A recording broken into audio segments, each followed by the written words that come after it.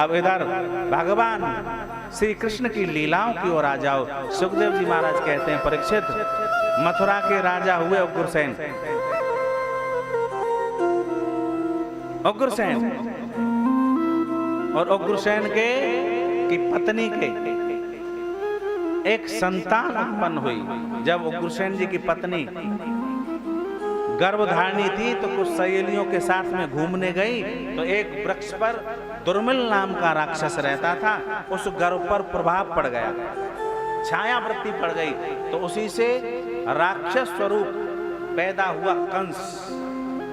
सभी देवताओं ने आकर के बताया, ब्राह्मणों ने आकर के बताया, ये जो तुम्हारा पुत्र है इस पर राक्षस का प्रभाव है, दुर्मिल नाम के राक्षस का, ये कंस राक्षस प्रवृत्ति का होगा।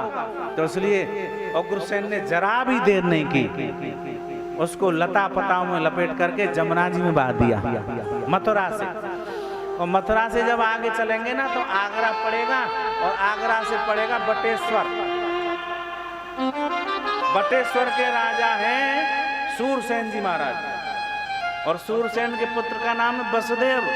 सूरसेन जी महाराज जमुना जी में स्नान कर रहे थे तो उन्होंने एक बालक को बहते हुए देखा और उन्होंने बालक को ले लिया। अरे ये बालक किसने बहा दिया? तो उन्होंने कहा एक पुत्र तो मेरा वसुदेव है ही, आज दूसरा पुत्र और हो गया, 2 पुत्र हो गए मेरे। प्रेम से बोलो जय श्री कृष्ण। आज कंस को भी ले आए, कंस बड़ा हो रहा है, लेकिन नारद जी के द्वारा कंस को पता चला कि तुम सूरसेन के पुत्र नहीं हो, तुम तो उग्रसेन के पुत्र हो और तुमको तो लता पताओं में लपेट करके, कांस के पूरा में लपेट करके तुमको तो बहा दिया गया था। बोले अच्छा। कैलाश पर्वत पर गया कंस, शंकर भगवान की तपस्या की, शंकर भगवान ने धनुष दिया, बोले जाओ ये धनुष ले जाओ, जो इस धनुष को तोड़ेगा वो तुमको नहीं छोड़ेगा, जाओ।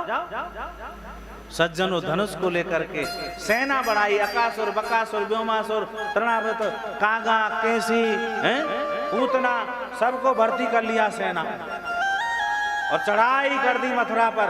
जमुना बाग है मथुरा में, वहां ब्राह्मण पूजा पाठ कर रहे थे, हवन कर रहे थे, यज्ञ कर रहे थे, यज्ञ को विध्वंस कर दिया, पोथी पत्र जमुना जी में फेंक दिए। ब्राह्मण त्रायमाम करते हुए आए, उग्रसेन महाराज की जय हो। कंस आ गया है, बोले कहाँ है? कंस को कहा, बोले अरे कंस ब्राह्मणों को कष्ट पहुंचाते हो, ये तुम्हारा व्यवहार है, इसलिए मैंने तुमको बहा दिया था, मुझे पता है तुम उत्पात करोगे और फिर वही करने लगे हो।